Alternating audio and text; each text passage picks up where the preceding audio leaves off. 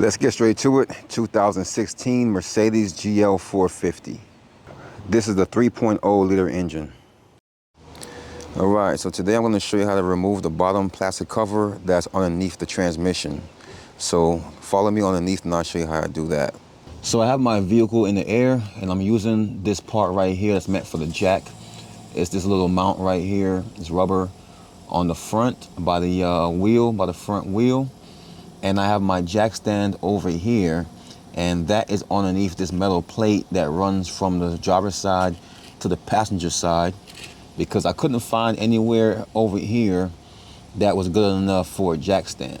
So now that I'm safely in the air, I can show you the part.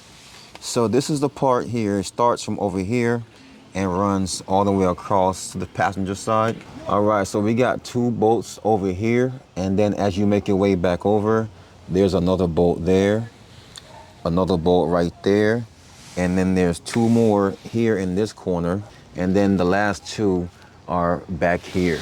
So that's 8 bolts in total. Let's go ahead and get those out.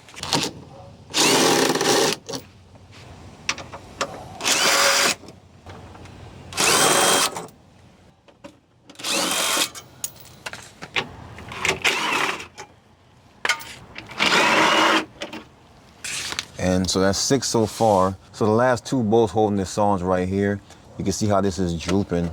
So you gotta hold it with one hand while you get these last 2 bolts out.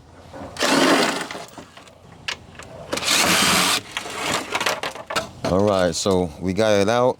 And I want you to see what this looks like in case you need to replace it, or in case you're trying to figure out what your new one should look like in case yours is missing. So this is why I make these videos for you guys. So this is what the bottom transmission cover looks like at the bottom.